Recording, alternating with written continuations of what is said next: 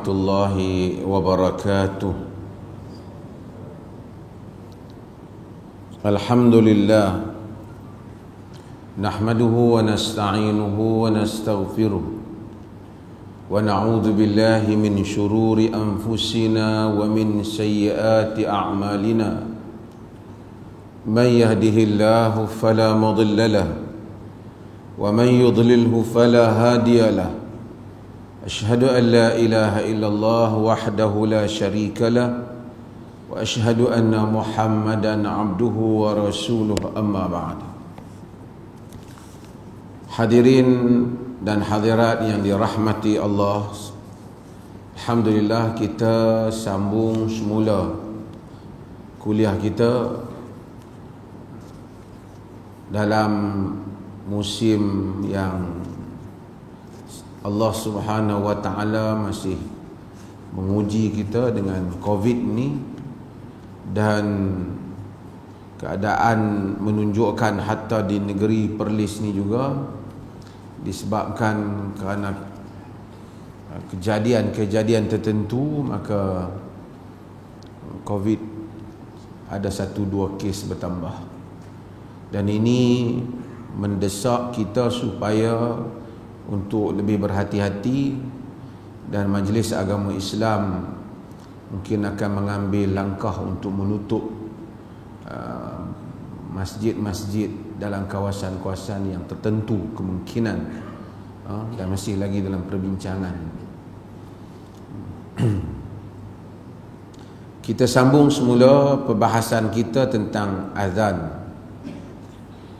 dan kita telah baca pada kuliah yang pas hadis Abu Mahdzurah berhubung dengan azan, bagaimana akhirnya dia dipilih oleh Nabi sallallahu alaihi wasallam. Saya suka nak menyebut satu hal sebelum saya mulakan tentang hadis azan ini, tentang bab azan yang disebut oleh Al-Imam Badruddin Al-Aini dalam kitabnya Umdatul Qari, syarah kepada Sahih Al-Bukhari. Sahih Al-Bukhari ini banyak syarah dah, cuma kita tahu bahawasanya syarah yang paling terkenal ialah Fathul Bari, yang kebanyakan orang merujuk kepada syarah itu, iaitu syarah yang dibuat oleh Al-Imam Ibn Hajar Al-Asqalani, yang mengambil masa hampir 20 tahun untuk mensyarahkan kitab itu.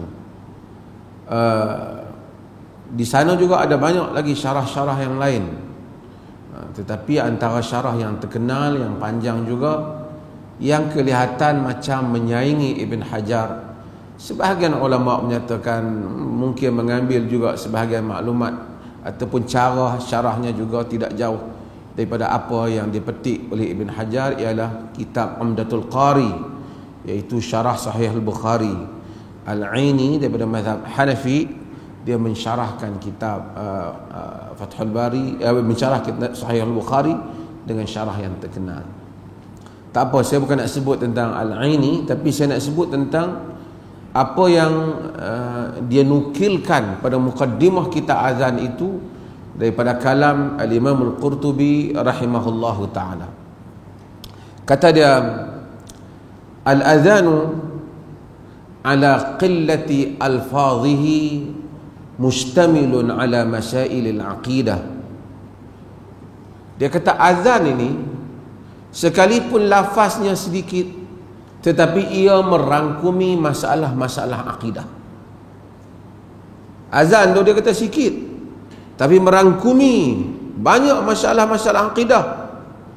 Li'annahu bada'a bil akbariyah, kerana azan itu mula dengan akbariyah, Allahu Akbar, Allahu Akbar, yakni membesarkan Allah. Itu akidah, itu akidah, yakni membesarkan Allah Azza wa Jal. Wahia tatadamman wujud Allah Ta'ala wa kamalah, dia mengandungi kewujudan Allah dan kesempurnaannya. Bila sebut Allahu Akbar, mengiktiraf wujud, bukan saja mengiktiraf wujud, tetapi mengiktiraf kebesaran Allah Azza wa Jalla. keagungannya. Thumma thana bitauhid wan nafyu syarik. Kemudian dia kata dia memuji tauhid. Asyhadu an la ilaha illallah. Dia menyaksikan tidak ada ilah melainkan Allah dan menafikan syirik. Ini akidah. Akidah dalam Islam itu bukan saja menyatakan Allah itu wujud, tapi mestilah menafikan. Sebab itu orang masuk Islam ni bermula dengan la ilaha illallah. Nafi dulu, buang semua. Yang kekal hanyalah Allah. Dia panggil nafi dan isbat. Menafikan, mensabitkan hanya Allah Subhanahu wa taala. Dia kata, dia kemudian dalam azan itu ada tauhid, ada anti syirik. Thumma da'a ila ta'ah, kemudian panggil untuk taat al-makhsusah. Taat kepada apa? Hayya 'alas salah. Taat. Bila panggil taat ini, dia kata dia panggil taat ni aqibas syahadah bir risalah, selepas daripada menyebut asyhadu anna Muhammadar Rasulullah. Sebab apa kata dia? Kerana solat tidak ada jalan, di annaha la tu'raf illa min jihatir rasul. Kerana solat itu tidak diketahui melainkan melalui jalan Rasul. Tak boleh nak buat soalan sendiri solat. Maka kita sepat asyhadu an la ilaha illallah, asyhadu anna Muhammadar Rasulullah. Aku menyaksikan bahawasanya Muhammad adalah Rasul Allah, utusan Allah. Ni wakil Allah. Mufti bukan wakil Allah. Ustaz bukan wakil Allah. Tok guru bukan wakil Allah. Tok syekh bukan wakil Allah. Tak kira lah apa orang bernama Habib ke Ayatullah ke, bukan wakil Allah. Siapa wakil Allah? Muhammad Rasulullah. Itu wakil Allah. Itu wakil Allah. Maka dengan itu dia kata kemudian da'a ila ta'atil makhsusah aqiba syahadati bir risalah, selepas daripada menyaksikan seorang solat, selepas daripada menyaksikan kerasulan Nabi kita Muhammad sallallahu alaihi wasallam. Kerana salat tidak diketahui melainkan melalui jalan Rasul. Thumma da'a ilal falah wa huwa al-baqa'u daim wa fihi isyarati ilal ma'ad. Kemudian dia menyeru kepada falah, kejayaan, yaitu kejayaan yang kekal. Itu isyarat tentang hari kiamat. Maka kata dia, azan itu kita duk dengar tiap hari merangkumi semua ni lah. Kata Al-Imam Al-Qurtubi.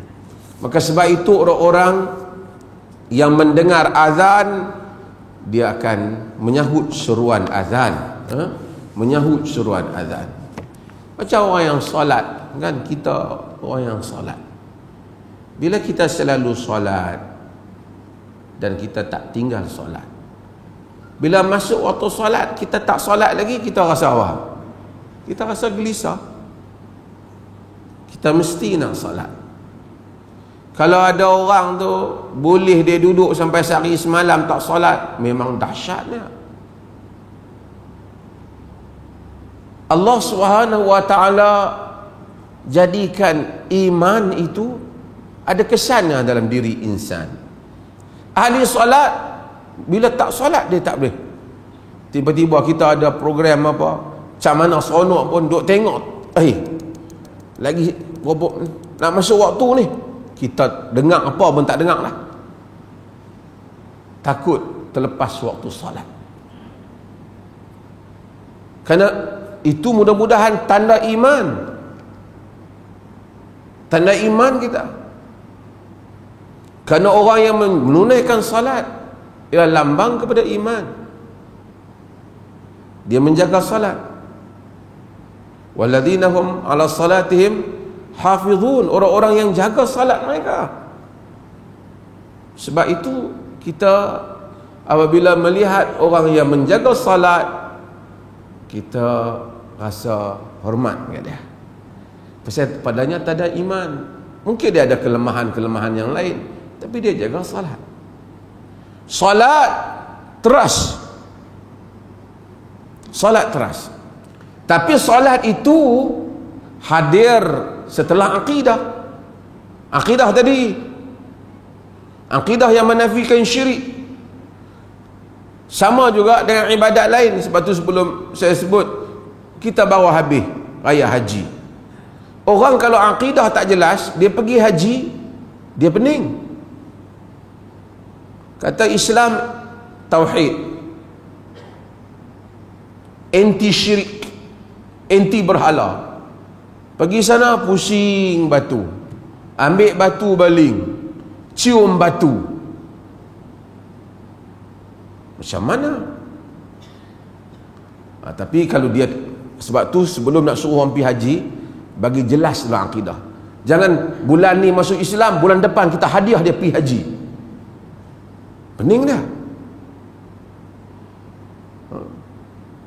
Saya dengar ada sebahagian penceramah cerita, ada orang masuk Islam, mereka hadiah pergi haji, balik dia pening.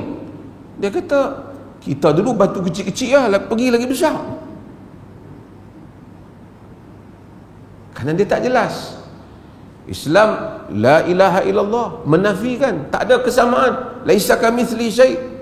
Tawaf semua bukan kerana membesarkan batu, tapi hanya meniru perbuatan Ibrahim alaihissalam. Sebab itu dia kena ada iman macam Sayyidina Umar yang pergi ke Hajar Aswad. Inni la'alam annaka la tadur wa la tanfa', laula ra'aitu Rasulullah sallallahu alaihi wasallam qabbalak la uqabbil. Sungguhnya engkau mengetahui engkau, wahai batu, tak memberi manfaat dan mudarat, Hajar Aswad.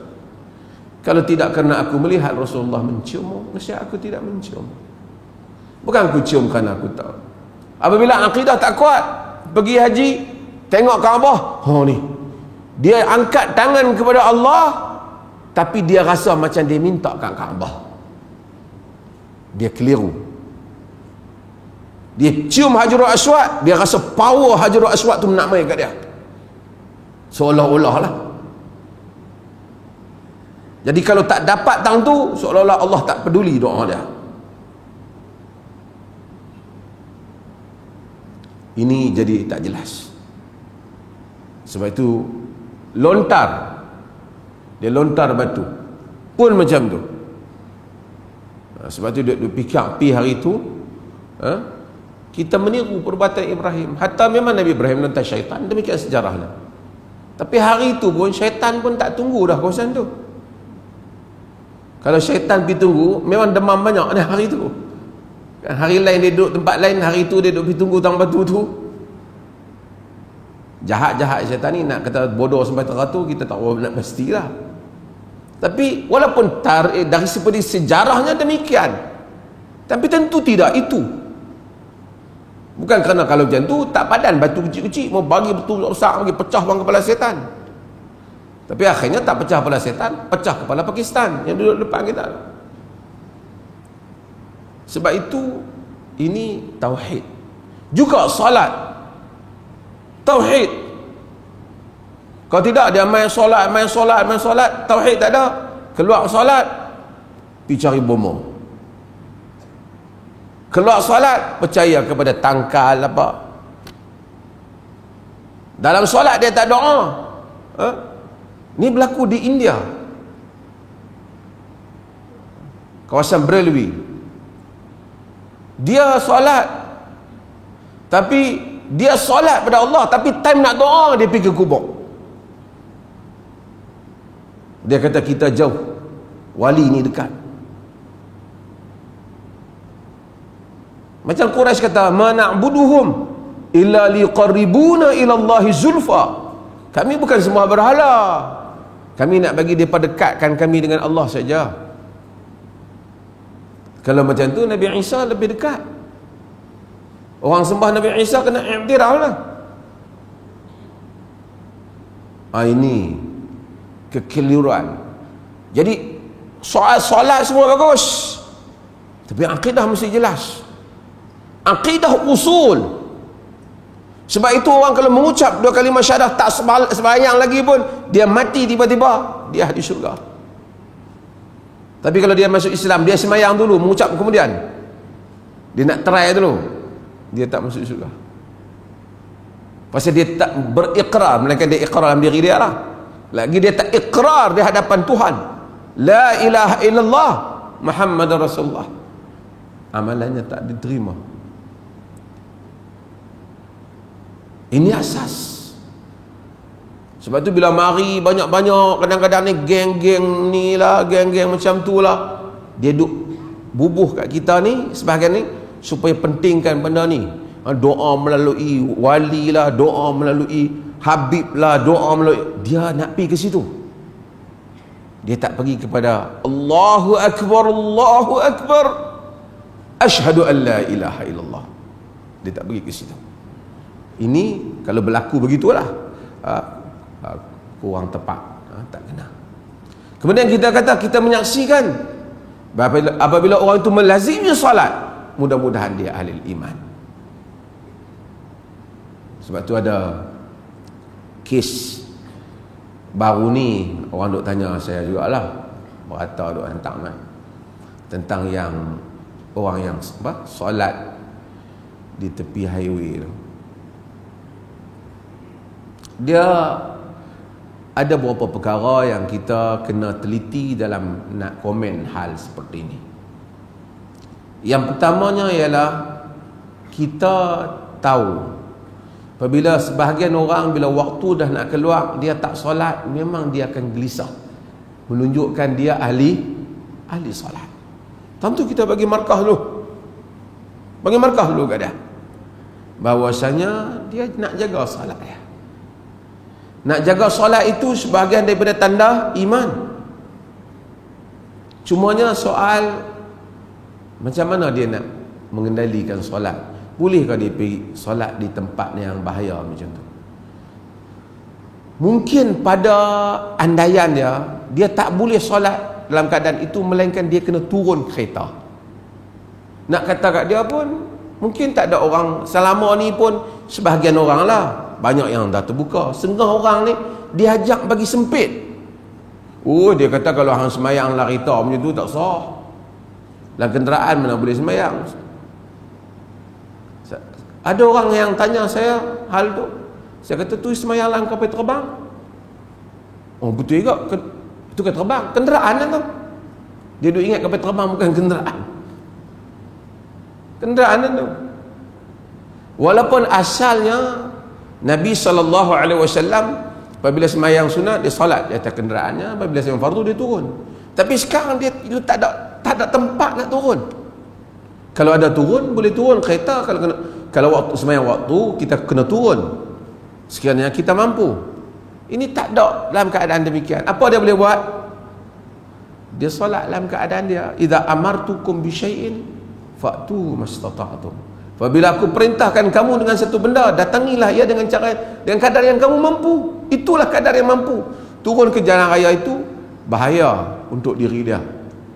Tapi kita tak boleh kutuk dia. Sebab dia nak cuba menunaikan titah tu, mungkin dia belum faham. Tapi kita bagi maklumatlah. Untuk orang lain nanti, mungkin jika sekiranya dia dalam keadaan boleh jamak salat, dia jamak salat dah. Misalnya kalau zuhur boleh dijamakkan dengan asar.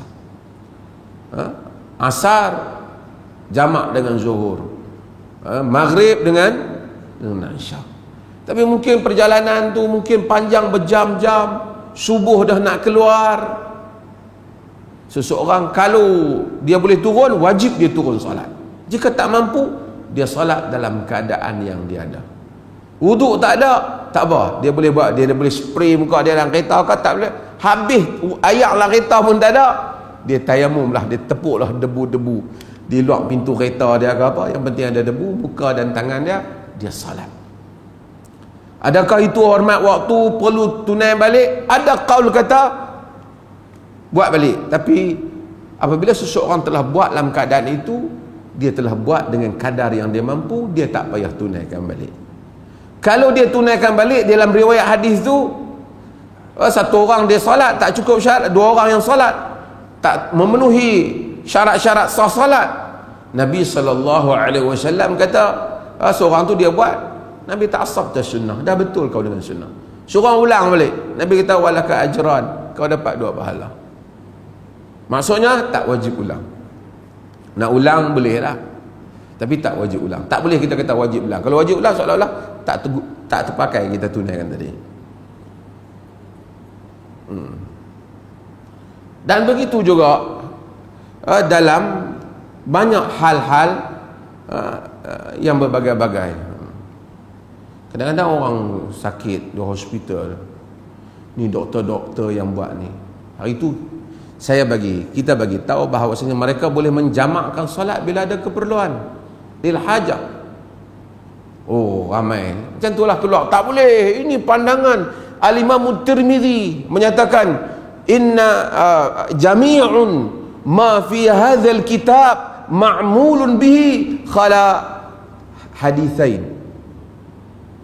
Semua yang ada dalam kitab aku ni semua dia amalkan melainkan 2 hadis. Ini At-Tirmizi sebut dalam kitab Al-Ilal pada akhir Sunan At-Tirmizi. Hadis lain tu apa? Satunya dia sebut hadis Ibnu Abbas yang jamak, tidak kerana musafir, tidak kerana hujan dan tidak kerana ketakutan itu. Yang kedua ialah hadis Nabi SAW kata idza syaribal khamr fajliduhu, jika dia minum arak pukul dia. Jika dia datang fil rabi'ah pada kali yang keempat faqtuluhu, jika sampai 4 kali bunuh dia. Yang ni tak diamalkan kata Tirmizi. Itu kata Al-Imam Tirmizi. Hadis yang mana Ibnu Abbas menyatakan shalla Rasulullah sallallahu alaihi wasallam az-zuhra wal 'asra jami'an wal maghriba wal 'isya'a jami'an bil Madinah min ghairi khaufin wala safar. Nabi semayang zuhur, asar, cantum sama-sama gabung sekali. Maghrib dan Isya gabung sekali di Madinah, tidak kerana takut, tidak kerana musafir. Apabila orang tanya kepada Ibnu Abbas, kata Ibnu Abbas, arada an la yuhrija ummatah, kerana dia tak mau menyusahkan umat dia. Jadi para ulama, di kalangan para ulama telah berfatwa dengan fatwa jika ada hajat keperluan boleh hal ini. Boleh hal ini. Al-Imam An-Nawawi rahimahullah, Nawawi, ni yang kata tu, dia kata memang dalam mazhab Syafi'i sakit pun tak boleh jamak. Tapi An-Nawawi rahimahullah, dia kata, dia ulas, dia jawab kata Al-Imam Tirmizi, kata tak diamalkan hadis ni. Kata Al-Imam Tirmizi, kata hadis itu tak amal. Kata Nawawi, hadis Ibn Abbas lam yajma'u ala tarkil amali bih bal lahum aqwal. Hadis Ibnu Abbas itu tidak ijma' ulama untuk meninggalkannya, tak beramal dengannya. Bahkan bagi ulama itu banyak pendapat, yakni boleh. Sebahagian mereka mengiktiraf untuk mengamalkan hadis ini. Di kalangan para ulama, mereka kata yang jamak kerana sibuk tu jamak suri, yakni lewatkan zuhur hampir dengan asar, awalkan asar, yakni lepas semayang zuhur tu sekali masuk waktu asar semayang. Itu maksud dia. Kalau mana pendapat ini? Kerana di dalam riwayat Amr bin Dinar, dia bertanya kepada Abu Sya'tha ila Jabir bin Zaid. Dia dhaifkan oleh sebahagian. Dia menyatakan azunnu, yakni aku menyangka Rasulullah akhara az-zuhra wa ajjala al-asra wa akhara al-maghriba wa ajjala al-isya. Aku rasa maksudnya Nabi melewatkan zuhur, mencepatkan asar, melewatkan maghrib, mencepatkan isya. Kata Abu Sya'tha azunnuhu, aku rasa pun macam tu. Itu rasa dia. Kalaulah kata yang dimaksudkan hadis itu melewatkan, nak jamak macam tu lagi susah lagi, nak kena tunggu waktu sampai hujung tu, nak tunggu waktu tu lagi payah lagi. Lebih baik semayang biasa.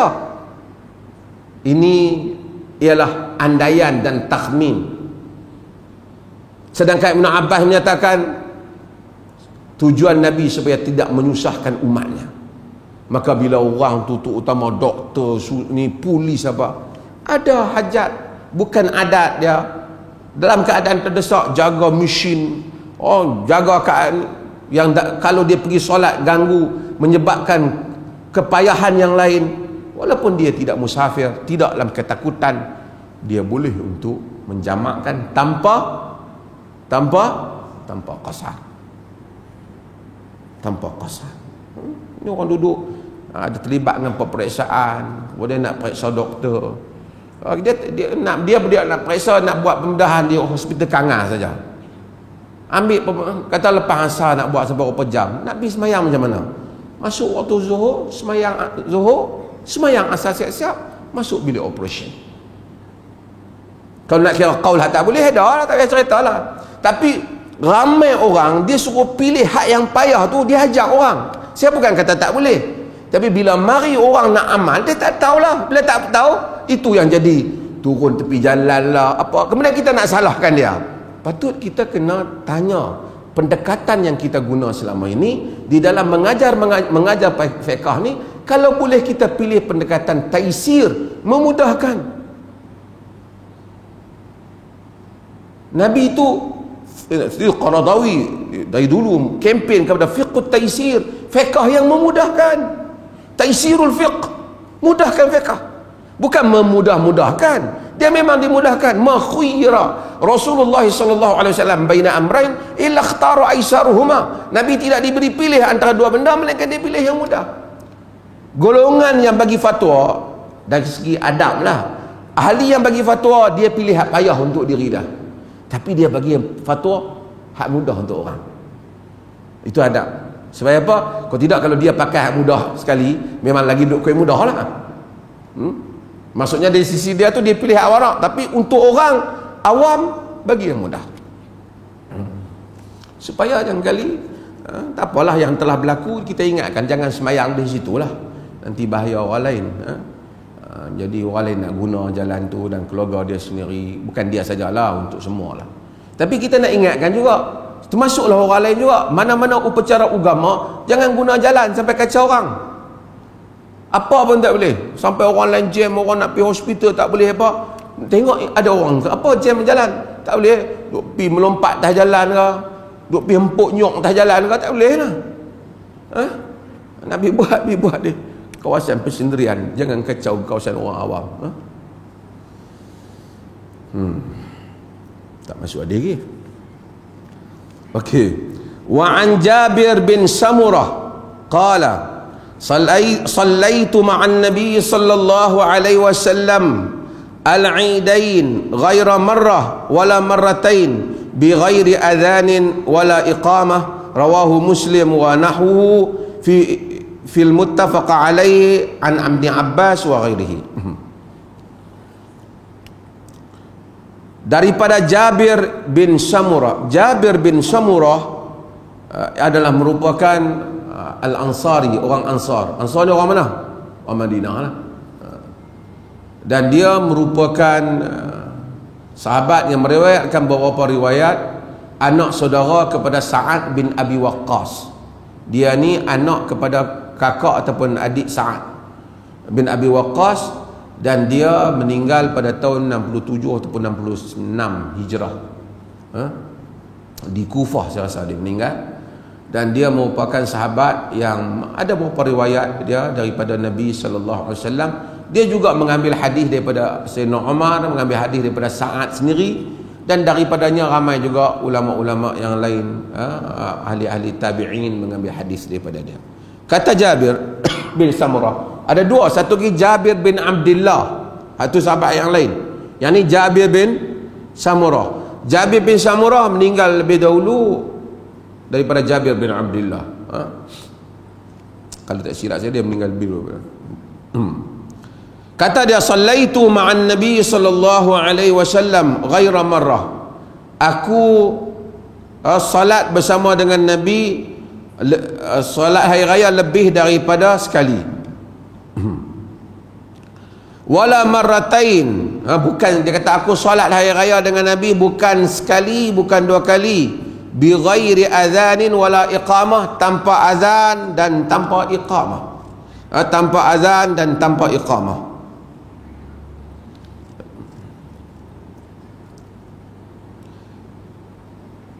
Sebelum tadi Jabir seorang ni, Jabir bin Samurah pada Samurah bin Jundub, juga sahabat Nabi.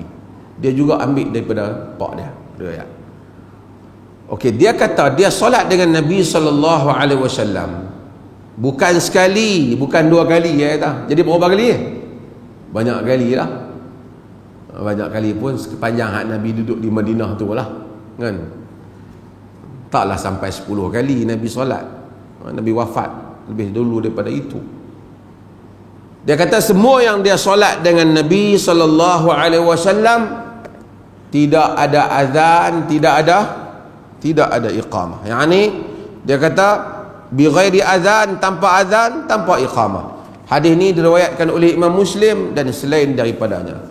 Hadis ini menunjukkan bahawasanya Nabi sallallahu alaihi wasallam, kata Imam Ibn Qayyim dalam Zadul Ma'ad, Nabi sallallahu alaihi wasallam apabila sampai ke musalla, Nabi semayang di musalla di tempat lapang tu, sampai di sana tanpa azan, tanpa iqamah, dan tanpa Nabi menyebut as-salatu jami'ah, as-salatu jami'ah, tanpa perkataan itu juga. Yang hanya adalah terus bangun dan salat. Kata Imam Ibn Qayyim, kerana demikian itu yang dilakukan oleh Nabi sallallahu alaihi wasallam. Kerana solat ni untuk apa? Solat untuk sembahyang fardu. Azan ni untuk apa? Azan untuk sembahyang fardu. Lain daripada sembahyang fardu tak ada azan. Timbul beberapa keadaan yang ada azan tak? Contohnya, ada riwayat-riwayat yang ada perbincangan, boleh diamalkan. Budak lahir azan di telinga, yang tu ada sunnah yang diamalkan. Walaupun kedudukan hadis tu dibincangkan di sana sini, tapi dia tidak amalkan sunnah itu. Lain apa? Lain ada riwayat-riwayat yang berlaku perbincangan. Antaranya ialah hadis yang Albani mendhaifkan hadis ini. Di kalangan para ulama ada yang mensahihkan, menghasankannya, ada yang menyatakan dia disokong oleh beberapa riwayat. Nabi kata, "Idza taghawwalatil ghilan fa'dhanu bil adhan." Idza taghawwalatil ghilan fa'dhanu bi adhan.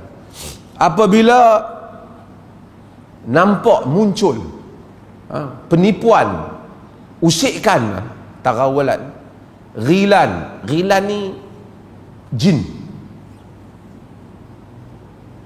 yang dianggap saharatul jin sihir, maka fa'dhanu bil adhan,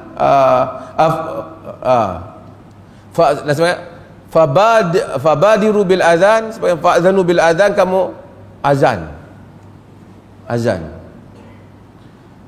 Ghul ni, ghilan ni, ghul ni satu kepercayaan orang jahiliah dulu. Ada satu makhluk jin kot, dia sepanggil ghul lah. Yang mana ghul ni, dia ni boleh curi orang, boleh ambil orang, dan biasanya dia akan bagi orang hilang. Apabila orang Arab ni depa duduk di padang pasir, ghul ni boleh muncul dengan berbagai-bagai wajah. Orang kata, bahasa kita, menyerupai lah, kan, dia menyerupai itu, dia menyerupai ini, dan dia selalu bagi orang sesat jalan. Ghul. Jadi ini kepercayaan ni kerana orang Arab ni berdasarkan mungkin pengalaman mereka. Ulama-ulama hadis bincang panjang tentang masalah ghul ni. Ada ke tak ada ghul ni? Dalam hadis sahih riwayat Muslim, Nabi kata la adwa wala tiyarata wala ghul. Tidak ada jangkitan penyakit, tak ada sial burung, dan tidak ada ghul. Ulama kata kalau nak kata tak ada sial jangkitan penyakit, berjangkit, Nabi sendiri larang. Bawa hak orang sakit bagi kena orang yang tak sakit, tak bagi masuk kawasan ta'un. Yang Nabi nafi ni nafi apa? Nafi kepercayaan penyakit tu kok mana pun dia boleh sendiri. Dia macam dia ada kuasa dia sendiri. Itu yang Nabi nafi. Macam juga ghul, kepercayaan seolah ghul tu tak boleh dihadapi. Jadi hadis-hadis tentang ghul ni ada yang dhaif, ada yang apa, tapi orang Arab ni percaya tentang ghul ni. Sehingga sebahagian para ulama kata ghul ni mungkin dah tak ada dah kot zaman lah, sejak Nabi muncul ni tak ada. Dulu ada. Sama macam mana bila Nabi muncul, sama padanya syaitan-syaitan dah tak boleh mencuri lagi khabar daripada langit.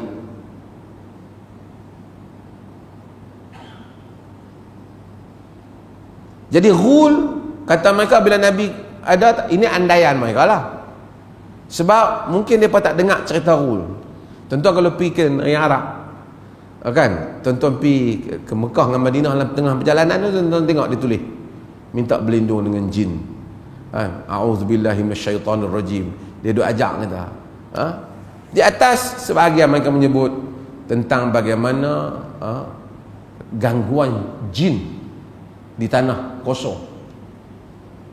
Ghul ni dianggap muncul kepada orang yang musafir tu dengan menipu mereka, macam-macam wajah, menakutkan, mencuri mereka.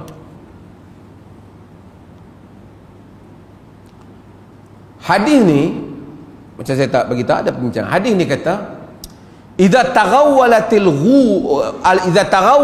ghilan, bila ghilan tu muncul dengan macam-macam cara dia,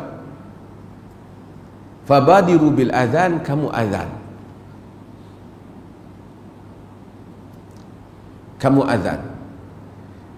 Kalau ini diterima riwayat Imam Ahmad, ada yang macam saya sebut tadi, bagi orang yang menerima hadis ni sebagai sahih, Ibn Bas dia kata barangkali tak ada masalah hadis. Albani dia tahqiq, dia kata dhaif. Apa pun, kalau ada orang terima hadis tu, artinya kalau dia tengok ghul tu, gangguan syaitan macam tu, dia azan. Yang tu ada bab azan selain daripada waktu masuk waktu solat. Itu yang saya nak cerita. Mungkin sama dengannya juga apabila satu orang kerasukan syaitan lah. Kerana syaitan takut dengan ini. Lain daripada tu, kalau api naik terbakar rumah azan ke, wallahu ta'ala alam, tidak sedemikian. Kalau demikian, api ni mungkin paling tinggi takbir, Allahu Akbar. Jadi hadis ni nak cerita semayang raya tiada azan, tidak ada iqamah. Wallahu ta'ala alam. Kita buka pada soalan.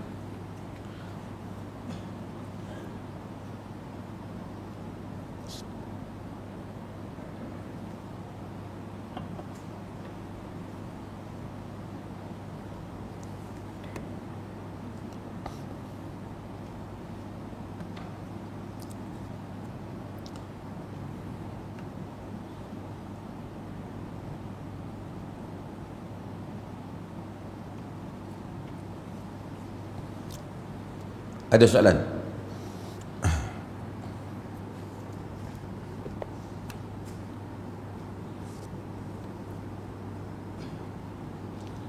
Lain ada soalan? Siapa ada soalan? sebelum masuk waktu.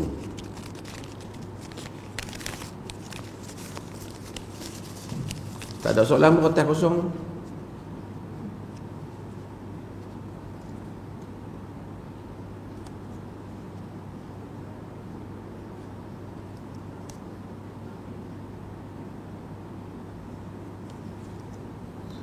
Apa hukum 4-5 orang lelaki berbincang perihal ranjang? Asyad. Tanpa membuka aib masing-masing. Dia berbincang dalam mencapai kepuasan yang paling optimum bagi hero dan heroin. Macam mana musim-musim PKP?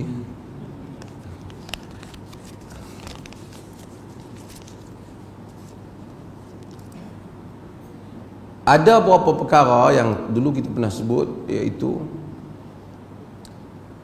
membincangkan hal-hal yang berhubung dengan seks dalam kerangka memperolehinya secara halal, dalam konteks bagaimana melaksanakannya dalam bentuk yang halal adalah asasnya tidak mengapa, selagi mana ia tidak menceritakan tentang batang tubuh orang lain ataupun membuka tentang cerita isteri aku begini, suami aku begini, dan seumpamanya. Dia tidak membuka cerita tentang orang lain, kerana seseorang mungkin boleh mengajar orang lain bagaimana melakukan hubungan suami isteri. Nisa'ukum harsul lakum fa'tu harsakum anna syi'tum. Wanita-wanita kamu ialah ladang-ladang kamu, datangilah ladang kamu bagaimana yang kamu mahu.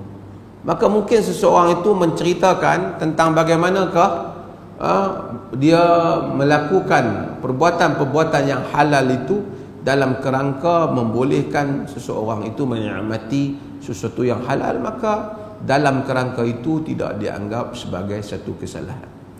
Namun jika dia membongkar ataupun menceritakan tentang bentuk tubuh dan seumpamanya isterinya dan seumpamanya dan orang lain, suami dia cerita tentang suaminya, yang mana tidak orang yang kena cerita itu tentu tak suka, dan ataupun boleh menimbulkan rangsangan terhadap orang terhadap isterinya dan seumpamanya, maka ini adalah sesuatu yang diharamkan oleh syarak. Wallahu ta'ala a'lam. Ada lagi soalan? Dah masuk waktu dah. Mudah-mudahan insya-Allah kita dirahmati Allah. Tuan-tuan pun saya tengok masa PKP dah banyak yang berubah dan banyak kekuatan ilmu. Kebanyakan mari tak bawa kitab lah, kerana semuanya dah menghafal masa musim PKP tu. Dan insya-Allah siapa yang ataupun kitab pun mungkin tak tahu duduk di mana lah, harap kuliah mari ni kita akan bawa kitab insya-Allah. Sekian, wassalamualaikum warahmatullahi wabarakatuh.